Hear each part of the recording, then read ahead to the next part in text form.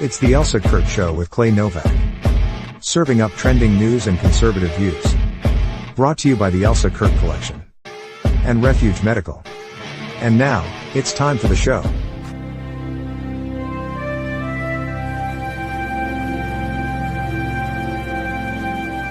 Well, hey there. How are you after a very long day for you, sir? Yes. So today is Wednesday. We're a little bit deviated from our norm. It is 7 p.m. on the East Coast because I had to do my civic duty and I got called in for jury duty today, which lasted all day, only to get not selected to be on a jury. It is what it is. But if you've ever done that, that can be a very, very long day of sitting around doing nothing. And that's exactly what I had today. So yes, I am masterfully derelict. Oh, I am very bad about that whole process. I think I have been summoned probably at least half a dozen times. I have shown up exactly one time. One time I showed up and I did, you guys are going to be so mad at me. I did everything in my power to get out of it, even going so far as to take the advice of people that told me, just tell them that you're a cop's wife and they'll get rid of you right away. No, they did not get rid of me right away. And in fact, they were very annoyed with me because they know that that was a tactic. It's the truth, but they know that I was saying it to get the heck out of there. They did release me, but they made me suffer a little bit. And I felt like the judge was very stern with me. But I am biased. I am. I just am. So whatever. Yeah, I didn't even get interviewed. They took really many of us. It was 50 of us into a room to narrow it down to 12 plus 2 alternates. And by the time they got to 14, I hadn't even been interviewed yet. But it was still like the end of the day. So oh my gosh, a whole day of really getting nothing except for the fact that I did my civic duty. I showed up my appointed place time and duty and all that stuff and got it done. So, well, you're the good one, Clay. Yeah, it's all that Army training. Do what you're told when you're told to do it. Anyway, so now we're wasting even more time. We're behind the power curve, folks. But we do have a great show tonight. We've got 4, which a lot of them kind of weave together, which will be great. But we got 4 topics tonight, and we'll get started right after this. Hey folks, Clay Novak here, author of the novel Keep Moving, Keep Shooting. So what I've got here is the Boo Boo 2.0 basic first aid kit. This is the one that you throw in your glove box, throw in the trunk of your car, keep in the house. It's got Band-Aids, antiseptic wipes, those kinds of things for scrapes and cuts, and some, more significant. There is a tourniquet in here. But Boo Boo 2.0, this is the kit that you need all the time. Again, refugemedical.com. You can find it there. Use the discount code KMKS at checkout. Get yourself 10% off. Refuge Medical. Not only buy their equipment, but get their training. Refuge Medical offers training as well. Ready to refresh your vibe? The Elsa Kurt collection has everything from page-turning reads to eye-catching fashion, guaranteed to add a little sunshine to your season. But that's not all. Love a good book? Elsa's got your next favorite read waiting just for you. Don't miss Elsa's Amazon affiliate store, filled with hand-picked beauty treasures, home must-haves, and daily essentials. It's like a personal shopping spree made easy. Make it spring your season. Shop the Elsa Kurt collection today and let the fun begin. So I did not bring this up to you before we hit the record button here, but this cracked me up, Clay, so much. So I'll share, guys, what I'm talking about. Clay's probably nervous over there, like, what is she going to do now? I have a feeling I know what this is. You know. So I get a text message last night, and it reads. It reads this, and you can guess probably who that text was from. It was from Clay, who, so I actually laughed out loud because y'all have come to know Clay. Do you think Clay sits around talking about women's lipstick at any point of any day in his life? We all know the answer is no. So this cracked me up beyond words that I could just picture your face sending that text. Like, I cannot even believe I have to send this text. It's actually your fault. It's somebody who follows both of us on social media. And she said that she asked you and you never responded. So she was she's like, I'm going to ask you and see if you can ask her. And I was like, I feel doubly bad now. I feel terrible. So keeping your lipstick is what she said. So, yeah, I was like, so listen, Yeah. for anyone else, so that nobody has to ask poor Clay this mortifying question ever again. I don't even know how this will show up in there. It probably will not. But guys, it's tarte, Tarte, and maracuja. I don't even know if I pronounced that right.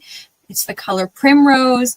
My lip liner is this cheap stuff from, I don't even know what this is, but this is what it looks like, guys. Poor Clay right now.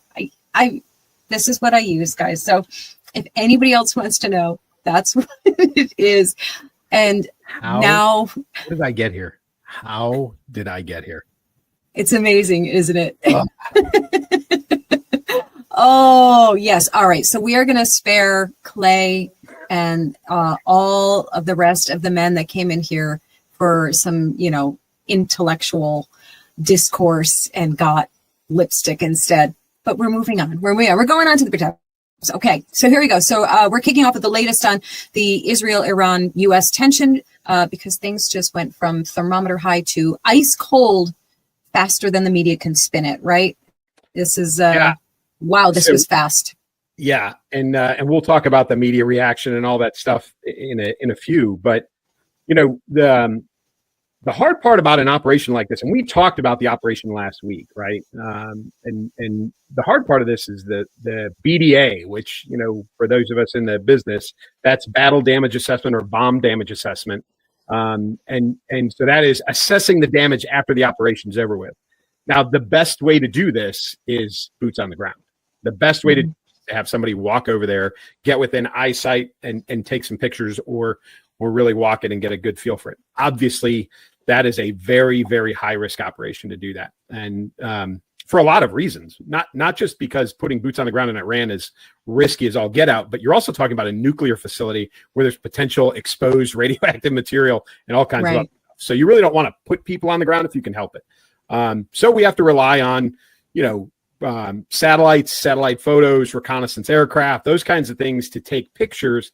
And then you've got professionals who do the analysis of the photographs, of the satellite imagery to tell you what happened and what didn't happen. And so, all assessments by the folks involved, including the Israelis, who else? Our CIA and a number of other folks are saying that the damage has set back the Iranian nuclear program years, decades, potentially. And again, we'll talk about the media, going forward in a little bit in the next segment. But there's some contrarian views, obviously, of what happened and didn't happen. So, but I think the telling response to this is the NATO Secretary General, and I was telling Elsa, we were talking right before we started. I read a whole thing today about, because President Trump is at the NATO summit, or actually just left today, but he's at the NATO summit. And while he was there, and even on his way there, he had some great interaction with the NATO Secretary General. I think you got a film clip, don't you? I do. I love this. So many people love this. Also, here it is. Maybe we're going to do papers. I don't even know if you need them. They're not going to be fighting each other. They've had it.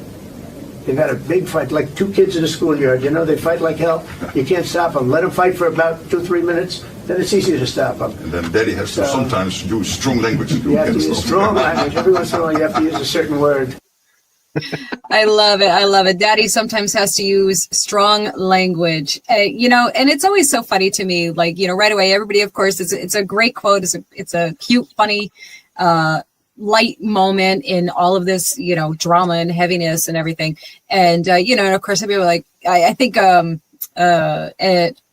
journalist, asked a question of the guy. So why did you call him daddy, or you called him daddy? It's asking like a dumb question. We called him daddy because President Trump was referencing, calling them children. And sometimes you got to, break the kids up and all that stuff. And so there's a very direct tie into why he said it.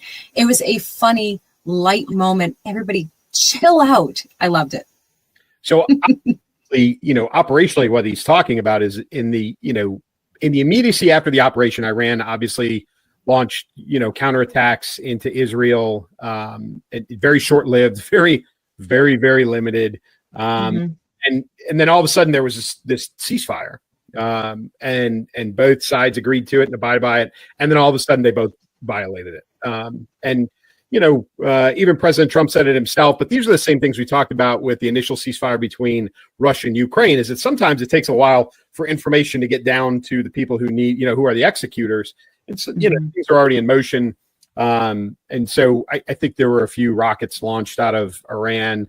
There was a response by Israel, and then there was another templated or planned response by Israel, and President Trump jumped in the middle and said, knock it off. And he said it right before he got on a helicopter, and he used some really choice language on live television. I think we have a clip of that too.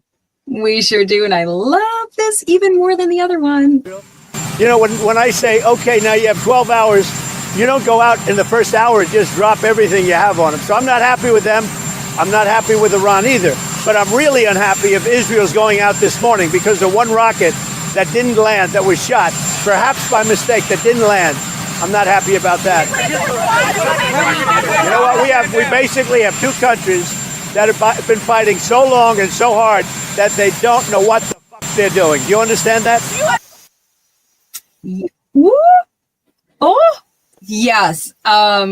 So Clay chuckles at me often because off air, I may occasionally throw out a word here and there. But as the rest of you know, I do not swear in my videos and in anything publicly anymore. And I try very, very hard not to in my personal life.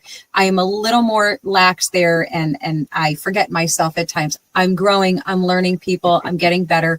Cut me some slack. So, there was a lot of pearl clutching going on over the F-bomb. And I think Clay and I both agree that as a general rule, we kind of poo-poo that, in that setting. We're not, we're not prudes. We all swear, generally, and are big boys and big girls, and we can certainly handle it. But everybody does expect a certain level of decorum, finesse from our leaders and everything.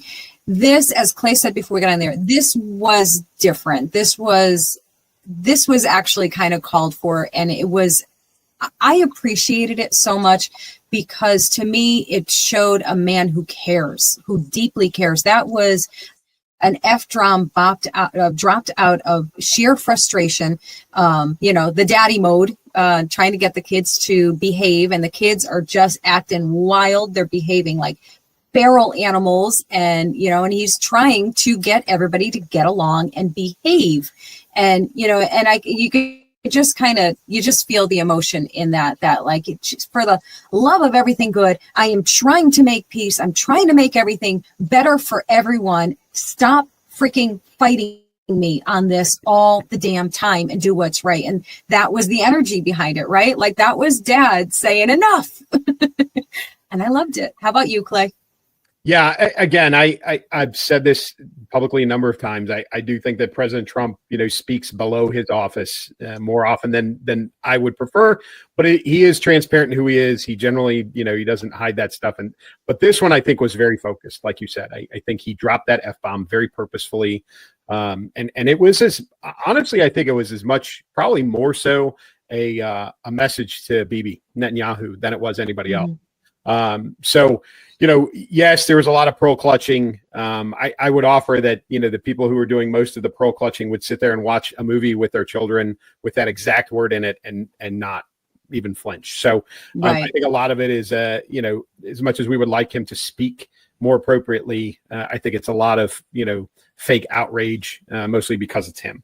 So yeah, absolutely. Because there's crickets over Jasmine Crockett dropping F-bombs left and right. Every 2 seconds she's dropping an F-bomb. So give me a break. In violation of the rules of decorum in Congress, by the way, where she can be fined money, and other things. There's punishment involved. But President Trump, part of this too is, our forces were attacked in the midst of all this. Iran responded. Now, nobody got hurt. Everything was intercepted. The Qataris and everybody, did their part, and our internal defenses defeated everything that was targeted towards U.S. bases. But, he's got that on his mind too. That is, all part of this, jigsaw puzzle that's going on in the Middle East. So, So he carried all of that forward. He kind of launched into that little bit of profanity, and then and then he went to the NATO summit, and we talked about the Secretary General, but as he walked in, President Trump said, "Hey, listen, this is ceasefire.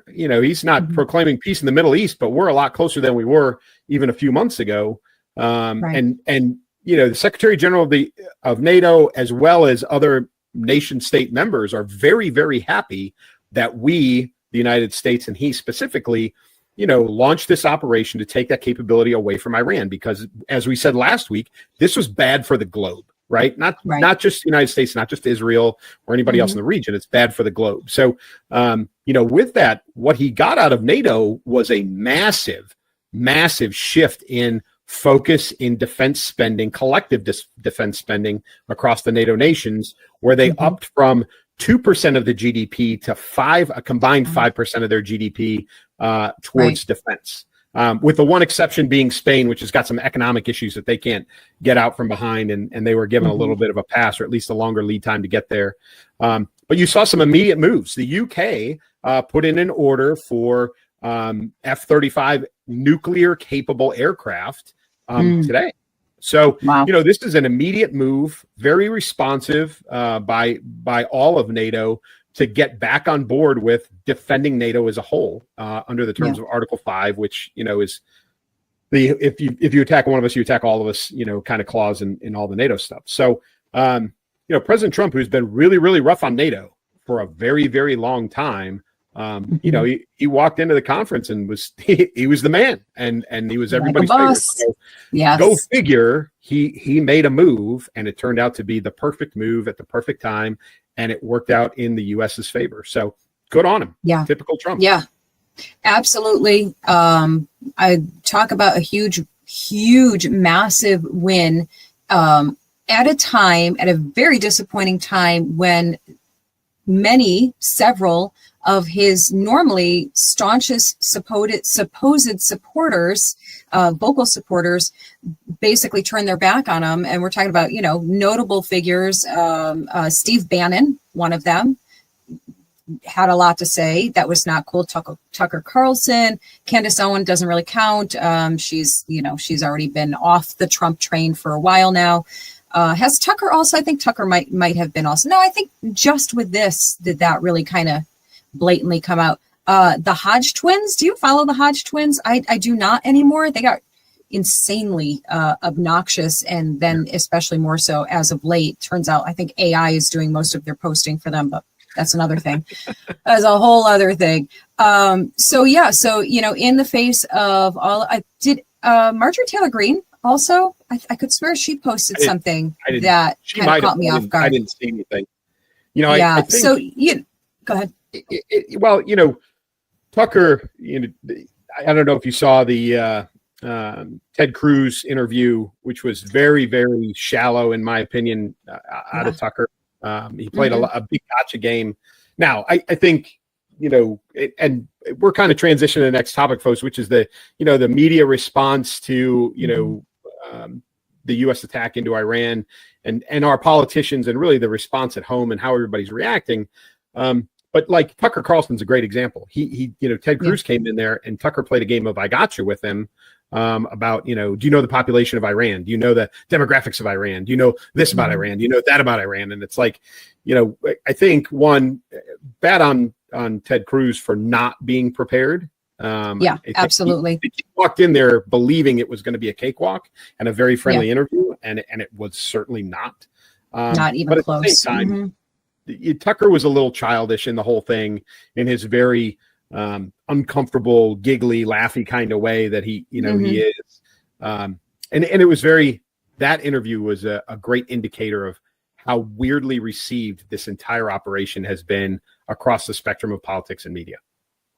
You just said the exact word that I've been thinking. Weird. It is so weird to me. I genuinely do not understand this reaction. We're talking about a country who produces some of the, worst terror cells known to the entire globe, who chant death to America on a regular basis and who are actively trying to get nuclear capabilities.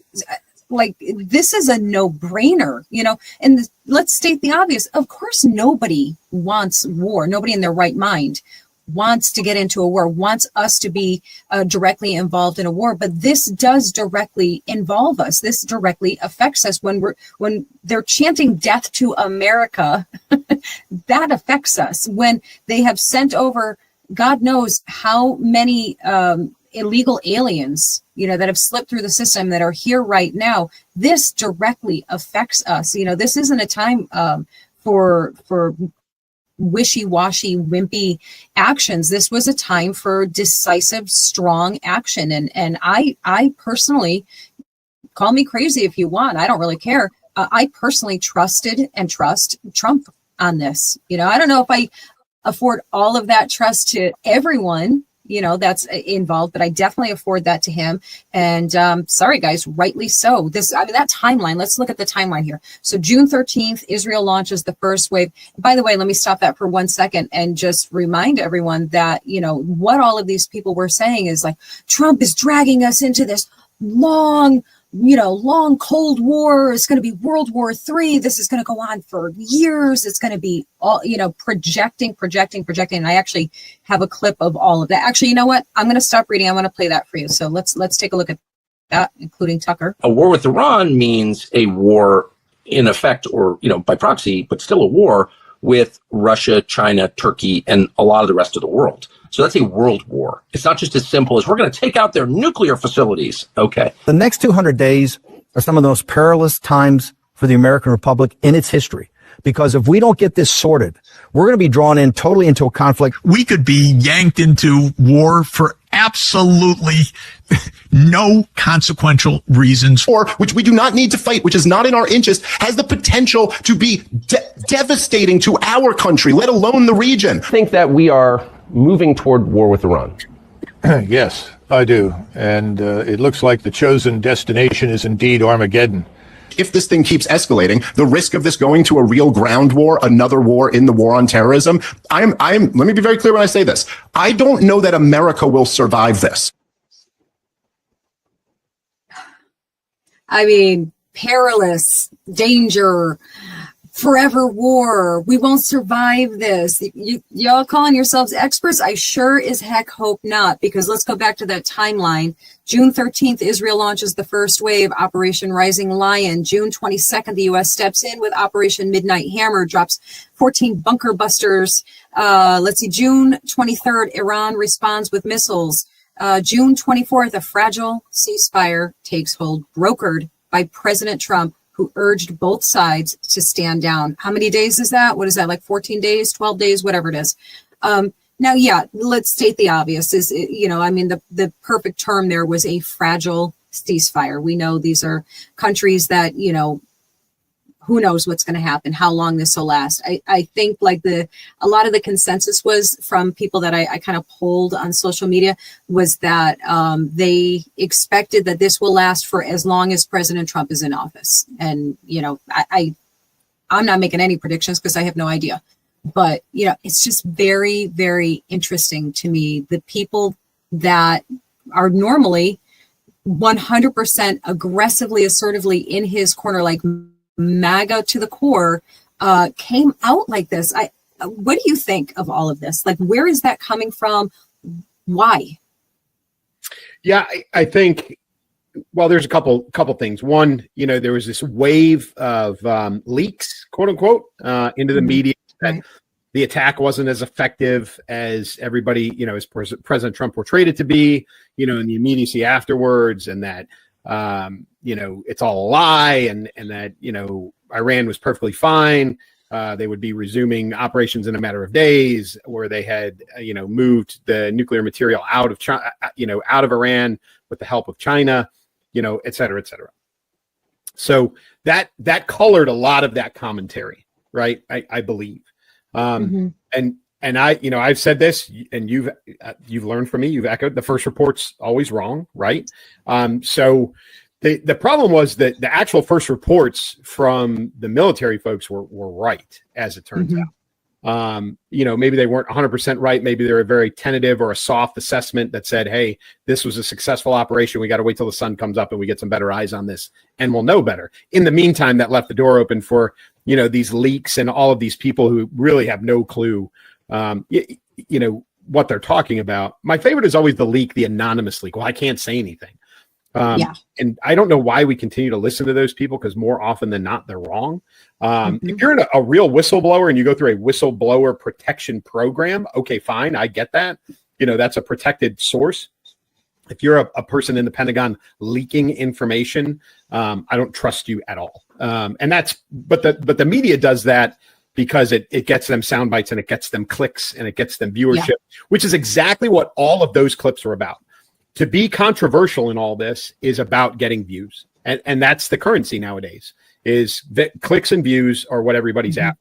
And no one can know, truthfully, all of those predictions of, this is going to turn into an infinite war. This is going to be potentially the end of America. This is based on nothing, based on a leaked report, probably, or they just want to be the most controversial person on television to get the most viewership and the most clicks and likes. So I think a lot of it, like you said, the lack of loyalty is surprising from some of those characters. But I think, at the end of the day, they're all media personalities, and that's all they care about is likes. And they can be as controversial as they want.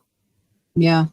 I, for one, I said this before we started, and man, oh man, I'm so sick and tired of it. I am so sick of all of these people on all of the sides. I don't care what side it is. I am so sick and tired of that exact behavior.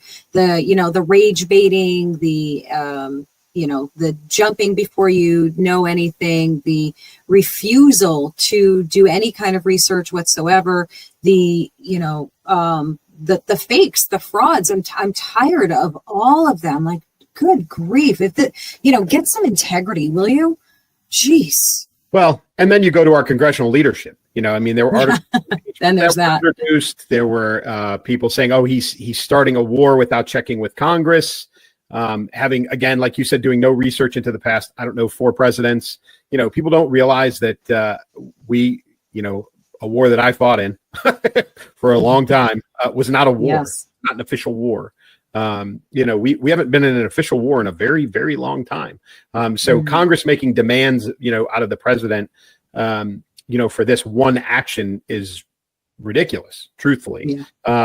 And to throw articles of impeachment out there and to say, to demand your friend Crockett demanding, that the president should have briefed them beforehand. He's under no obligation, especially to somebody like her, who's not on either of the armed services committees. She's not on any of the intelligence committees. She needs to sit in the corner and shut up, because get on a committee and then maybe you get some of the information. But the president is under no obligation to notify Congress for things like this. One, because not everybody's cleared. I hate to break this to folks, but just because you're a congressperson doesn't mean that you have the clearance to know absolutely everything that's going on in the country and in the military.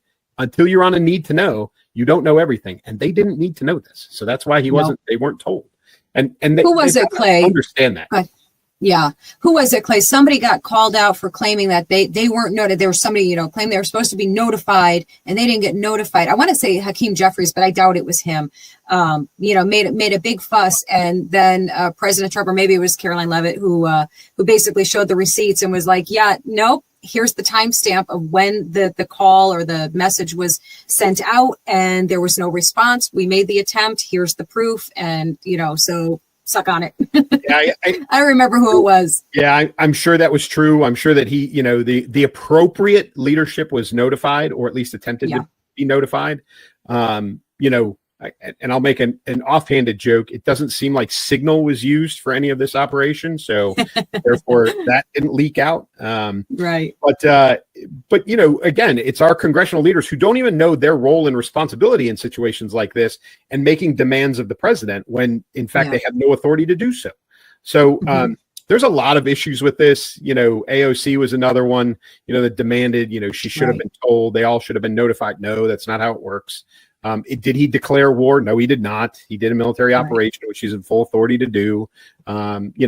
Congress would take first of all, we're not declaring war in Iran. That was never the purpose of this. So declaring war is not the goal, and therefore Congress had no role. So, and then they get the support of the media, which takes this entire messaging from the offices on the side, and some conservatives, and they take this messaging and they spin it, and the headlines turn into President Trump violates, President Trump refuses to, President Trump this, and it turns into this crazy messaging across the board that blames President Trump for something that isn't to be blamed for. So, right. But again, it goes back to clicks and likes and attention, and that's what our media and our congressional leaders are in for right now. That's what they're working towards. Yeah. And, and I wish I knew the answer here, as far as, because this has gone so wild now that, every ounce of integrity in journalism and reporting is out the window. Yep. The trust and belief of the people, the American people, in anything that they read, see, or hear is completely gone. Nobody believes anything that's being said by anyone, but they're also all falling for it as well. It's the echo chamber. It's the, confirmation bias. It's all of these things happening that, people are, if it fits what they want to believe, then that is the thing that they will listen to and believe. Doesn't matter if it's true or not. If it aligns with what they want to believe, then that's what they listen to. And this is a huge problem, and you add AI and all of these things, and the better AI gets at creating false things. And, that's all you ever see in the comments. It doesn't matter what it is. Oh, this is AI. That's AI. Everything is AI. Like, well, it might be, this might be, that might be, whatever might be. But how does anyone find the truth anymore? And it's actually a really scary question, because what's the answer? What's the answer to how do you find the truth? Because you're supposed to be able to rely on your media, your newscasters, which I don't even think that exists anymore. I don't even think there's such thing as a newscaster anymore, or journalist. There's, even independent journalists. These are, everybody is trying to be the one to get the clicks, to get the, be first, all of those things. And it's frightening, It really is, because I don't know what that path, where it's going to bring us, where it's going to lead to. So yeah, even in the aftermath, Iran was using AI. I don't know if you saw this, but they had like AI images of B-2 bombers on the ground smoking. They had a B-1 bomber, which wasn't even on the operation. Like on the ground smoking. But it was so funny because you could tell. Obviously, it wasn't great AI. Like the aircraft was sitting there, it was on its landing gear. Like it was parked, but at the same time, you hit on something, which is they keep falling for this, right? Some of the news agencies were actually quoting Iran as a verified source in the aftermath of the operation. This was literally. Do you remember Baghdad Bob, right, from the invasion of Iraq? Like the information minister for the Iraqi army is, everything's fine. His tanks are rolling by him. That kind of thing. Yep. That's what this was. Like our news media in many cases was like, well, Iran said it's perfectly fine. Iran said that there's no damage done. Iran said this. Well, of course they're going to say that, right? But they buy into it and they repeat it. They regurgitate it as if it's fact, with zero investigation and solely, and not even saying, hey, look, this is Iran. Take it with a grain of salt. It's an unverified source, but they're saying it definitively as if it's the truth. So they're contributing to the problem as much as anything else. I do know that, our law enforcement here at home has been very, very busy in the aftermath of this, because we all knew, and as the assessments were made that, that there was potential for domestic terror. There's some, sleeper cells, whatever you want to call them, sitting here in the United States that have potentially been activated. I know I personally have been concerned about that. And they have been running around and they've been arresting some folks. Tom Homan and all his folks at DHS, they have been busy. And I love me some Tom Homan. Yeah, they've been. I saw him on TV today. He hadn't shaved, which I'd never seen that before. But that tells you how busy the man is. Man is tired and busy, but he's not backing down. I love it.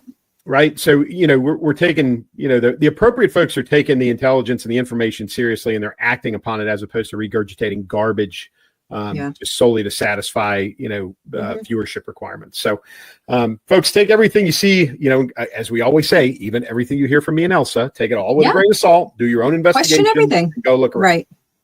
Yeah, there is no harm, no foul in questioning everything. You should be at this point, especially more than ever, question everything, use discernment, ask questions, ask the key questions of yourself. Like, does this make sense? Does this seem plausible?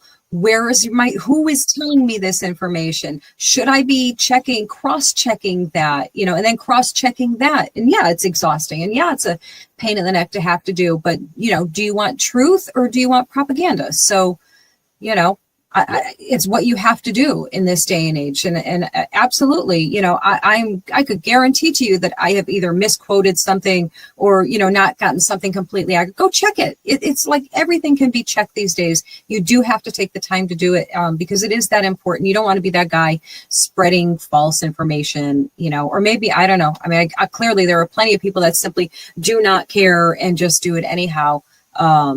But I care.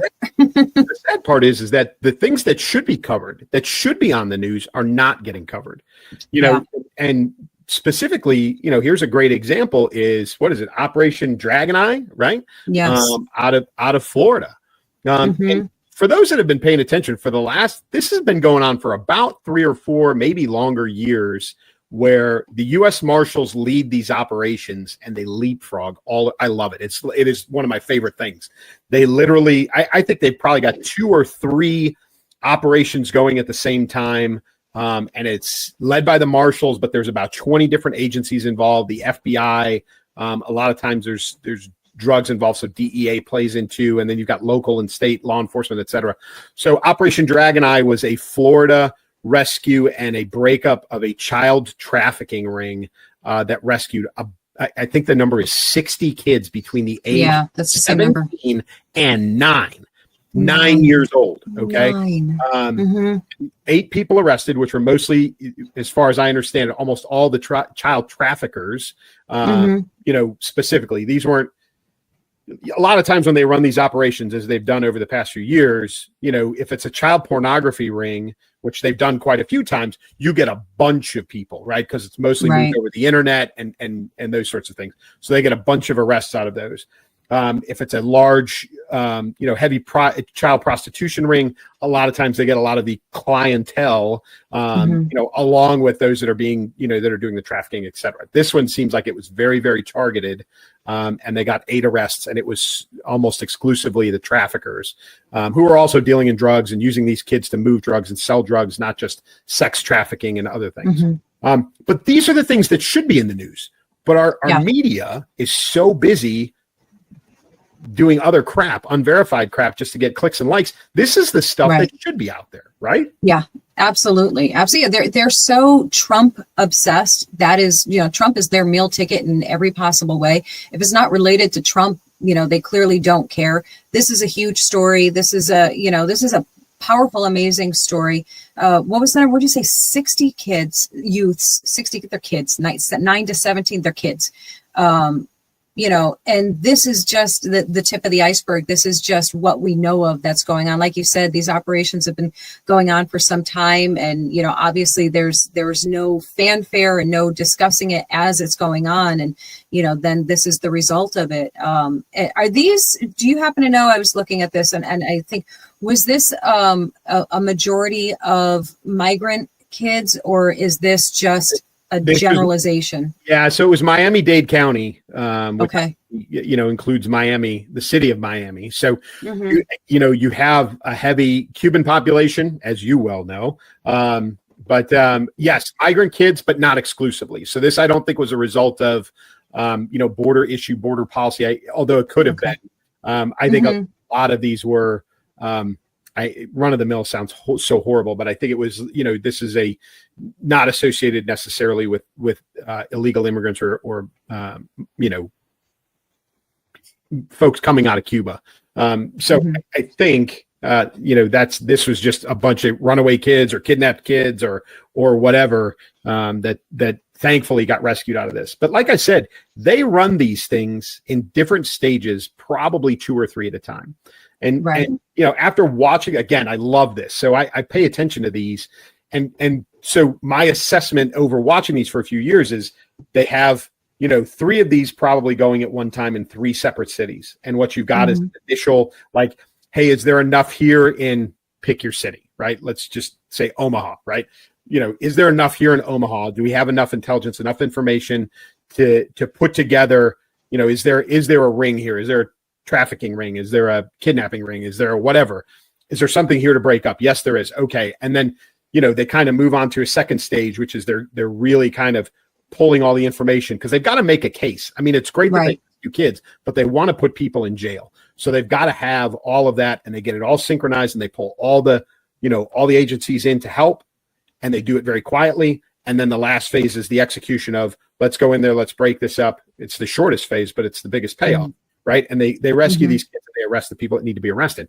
Well, while that's going on in Omaha in separate stages, you've got another one that's being built in Dallas, and then maybe they're in phase 2, and then in phase 1 is in Charleston or something like that. So, but you never hear about them until it's over with. Their operational security, their OPSEC on these things is fantastic because you wake up in the morning and there's a headline from usually one news agency that says, "Hey, this thing happened last night, and they saved a bunch of kids," and then you never hear anything. Yeah, it's insane. And, as we're talking, I'm thinking about these agents who do this, who chose, I can't even imagine. I cannot imagine the horrors that they have to see. And they choose to do it because they are just probably some of the greatest humans on the planet to willingly go into that, knowing that this is going to unquestionably emotionally scar them for life. I don't think you can overstate how horrific the things that they have to see people doing to children and with children.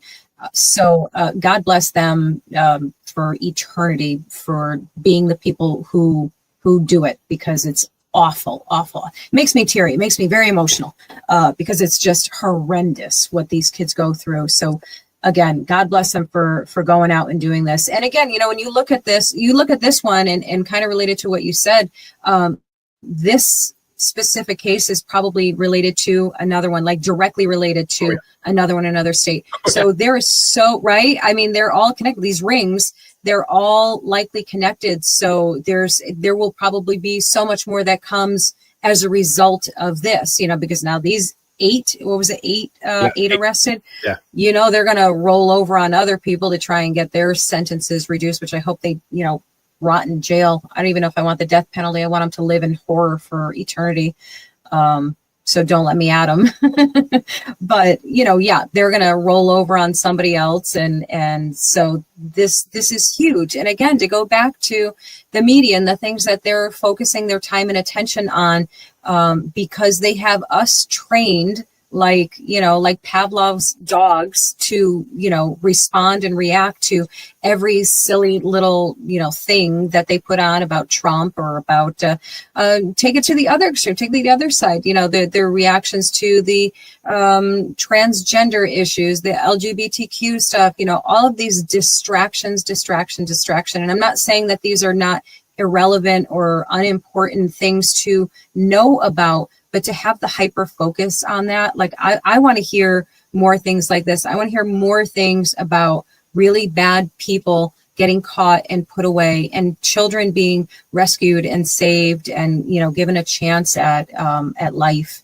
There's my soapbox. Oh, you're 100% right. I mean, we used to, especially when I was deployed, and this was going on in the probably the most heightened years in Iraq, especially, probably from 2006 to 2008. You would hit targets and tear them apart and gain as much intel as you possibly could, and you might even gain enough or the right kind of intel to turn around and hit another target or 2 targets that very night because of the intelligence you just got. So what you were talking about is, when they break up this ring, I guarantee you that everything about this, they're pulling every bit of data they can. They're pulling, cell phones, their emails, computers, all this stuff. And now they're linking it to other things. And so, they're probably, the marshals are probably treating this almost like terrorist organizations because of the linkages.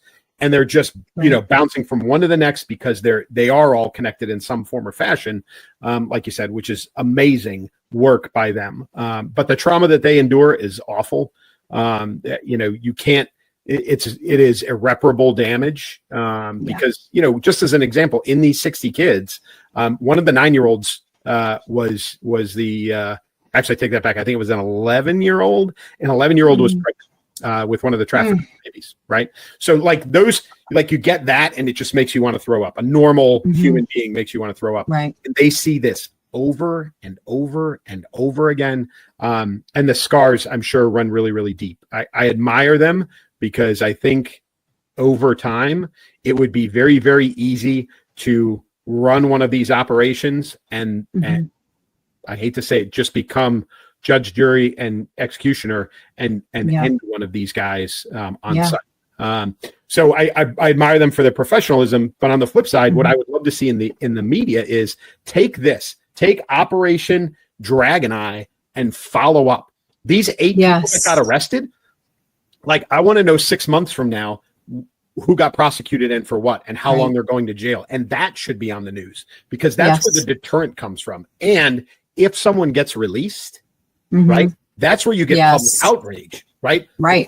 They don't have to go looking for it. It's there. And now and now you can hold judges accountable. You can hold district attorneys accountable, those kinds of things. But it all, like this Operation Dragon Eye, these 8 guys will be arrested. They will go into the system. You will never hear another thing about these 8 people ever again. Yeah, that's so true. That's so true. And I know, I'll speak for myself, and I bet that I can speak for a lot of people watching and listening, that automatically you can't help but think about Epstein and the Epstein list and all of those things. And, and how much we want to see the accountability for that and people being arrested and the victims of all of him and those people associated with him, seeing them get some type of vindication from all of this. I still hope that will happen. But we can't minimize things like this. These kids are just as important as those kids. And, every child is as important. And, and I know it's easy to throw that comment in there. And I'm not saying that you guys will, but somebody might, and say, well, what about the Epstein? Yeah, we all agree. What about the Epstein list? What about those victims? And we certainly should not let the DOJ rest on anything and keep hammering away at that and keep demanding it.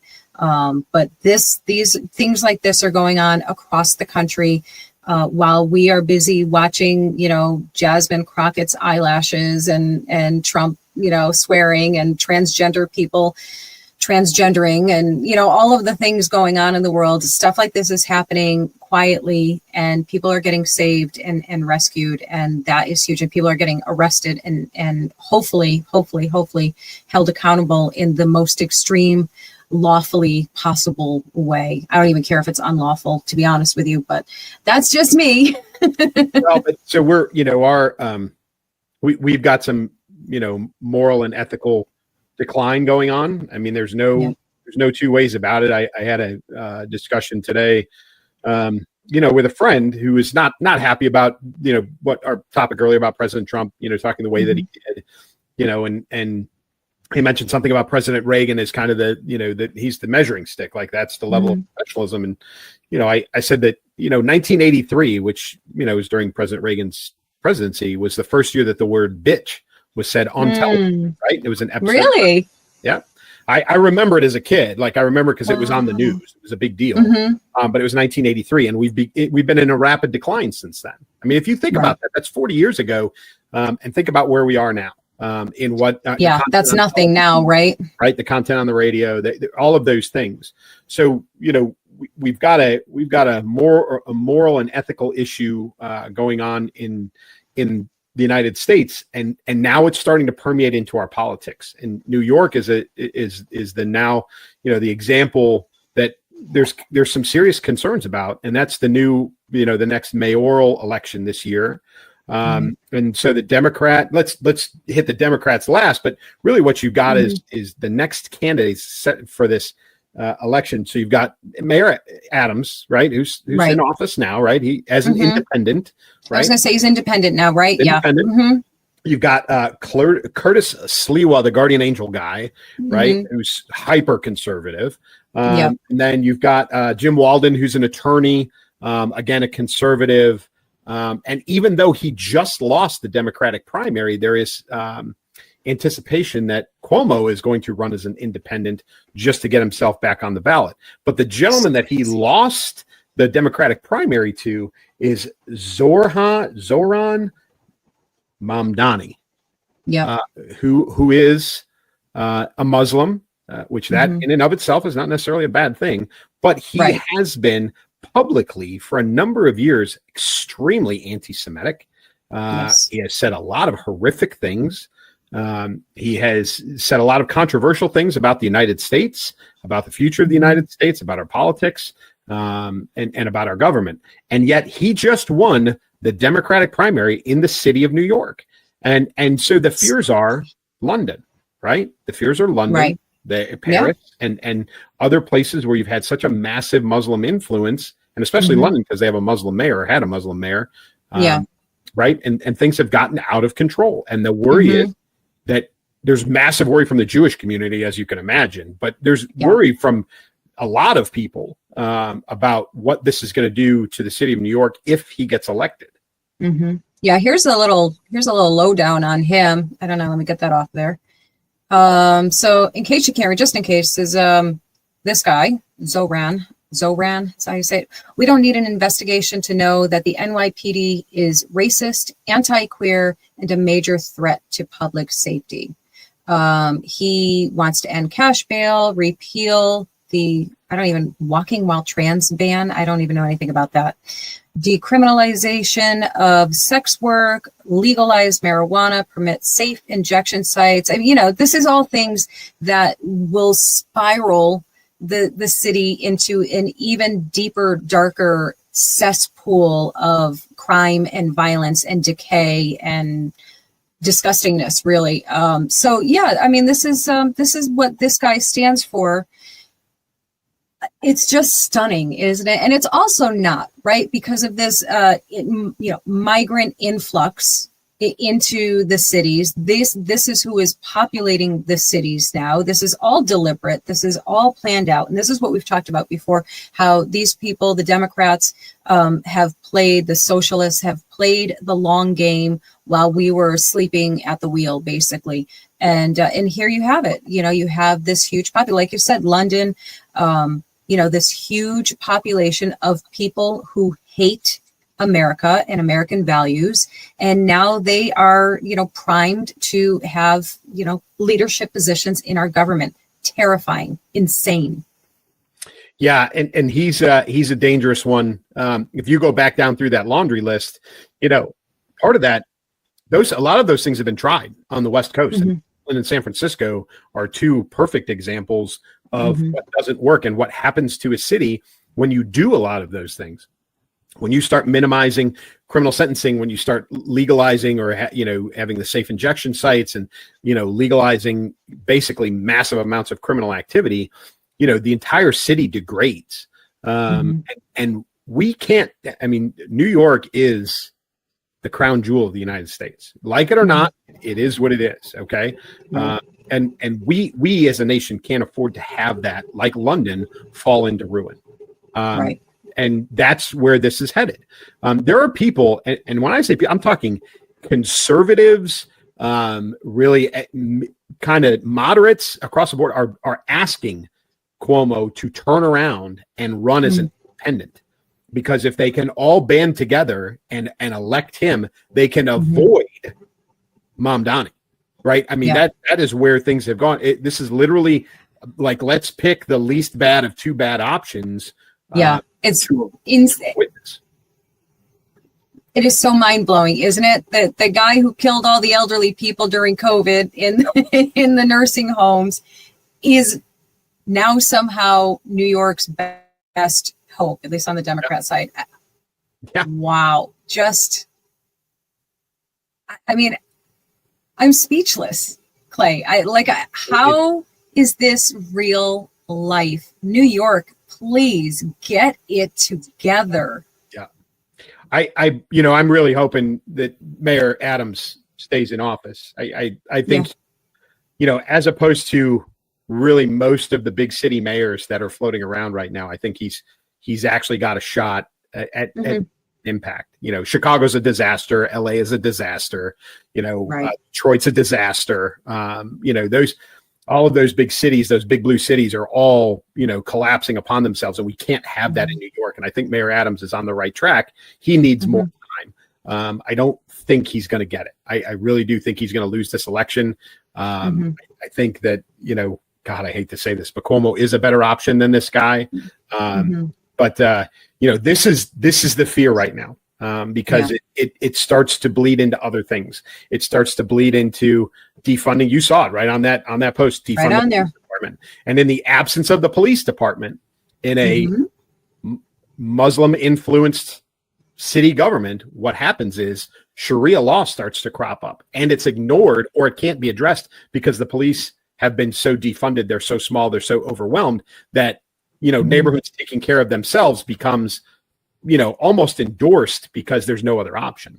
Right. My guess would be, very quietly, because if you see him on TV now, he is playing oh no, I love the Jewish community. We'll take care of them. They're a priority. We're going to oversee everything. We're going to make sure they're taken care of. I don't believe a word that he says. No way. Nothing. But I honestly believe that his goal is to do exactly that: defund the police, shrink the department, make as much of this stuff legal so the crime rate goes up, the police department is overwhelmed, and then allows Sharia law to take over in a lot of the neighborhoods. And then we have a real problem. Right. It's just following the playbook. He's following exactly what worked in London. He's, this is a playbook.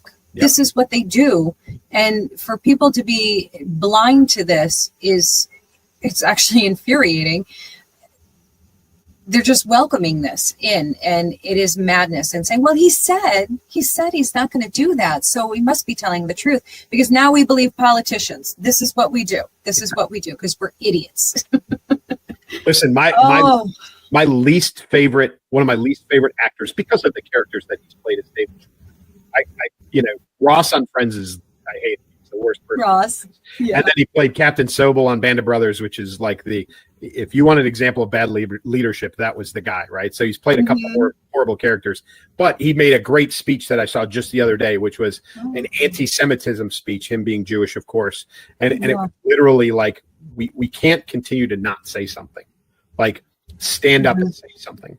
Stand up with your Jewish friends. We're not asking you to, go fight against Iran or go fight against, whoever, but we're asking you to stand with your Jewish friends, to stand with the Jewish communities. It was actually a really well done speech. I don't know if it was a commencement speech. He didn't have a robe on, so I don't think it was that, but it had that. I did see a clip of it. Yeah, had that kind of vibe. I almost didn't recognize him at first. His face is so puffy now. He looks completely different. I saw. But it was a great speech, and I think we need more of that. And I would never, ever look to Hollywood to save anybody from anything. But I think there is enough Hollywood influence, especially with the Jewish community in Hollywood. They have the potential to save New York in a very indirect way by pushing against this, what's truthfully a radical Muslim running for mayor. Yeah, very, very radical, very blatantly. You know what? I agree, Clay. I mean, I agree as far as definitely the distaste and disdain for the Hollywood crowd. But, the fact is that they do have influence over opinions and people who follow them. And there's a lot. So, I hope they do the right thing. If they all claim to love New York so much, they have such a heart for New York. It's not going to be the New York that you're used to. No. Pretty soon if you let this happen. So I hope they're paying attention. Wow. I have not been, I have to be honest, I have not been to the city. I can't even tell you how many years, probably 10 years, maybe even more. I think actually more. And at this rate, I probably will never, ever go. No interest. I could Zero. tell you, if he gets elected, I will not. Yeah. I have a No. family that lives very close to the city, and they have kids that go into the city like I did. I used to run around Chicago as a wayward youth, as a teenager. Mm-hmm. My mom loves it when I say stuff like that, by the way. But they let their kids do that now. And if this election goes through, a year from now, 18 months, 2 years from now, I don't think New York would be a place that you would let your child do that. But we'll have to wait and see. I really, really hope New York gets it together and makes sure that this doesn't happen. And I really hope we're not delaying the inevitable. But this first attempt at taking over the mayor's office is something that's got to be stopped. Yeah. Well, I've said it before. I'll say it again. If you are the praying kind, pray, pray, pray. If you're not, wish and hope. I don't know what to tell you. I don't know. And if you have, if you live there, vote, vote, vote. Right. I mean, that's get involved. Get. That's always, that's always kind of like a go-to answer. And I think it is an important one. If you don't like what you're seeing in your town, you start small, right? If you don't like what you're seeing in your town or your city or your state, you have to start somewhere, get involved and make your voice be heard. I mean, that's what we're built on. So, if you don't like it, please, please, please do something about it. At the very least, speak up and speak out, right? Yep, for sure. Oh my goodness. Well, look at that. 4 topics, right? 4 topics, a little bit of segues here and there, but there was so much to talk about on each one. And you were so right. They segued, very smoothly, easily into each other. Guys, we are so grateful every week that you guys tune in and hang out with us. I hope my lipstick brand helps somebody today. I'm joking about it, but I think that's so sweet. And I'm so sorry that I missed that message. I do answer. I see those sometimes. Always about my lipstick. Thank you guys very much. So I hope that solves the mystery. Clay hopes it even more. Do not ask me these questions, people, please. No, I'm kidding. Don't ask him, poor guy.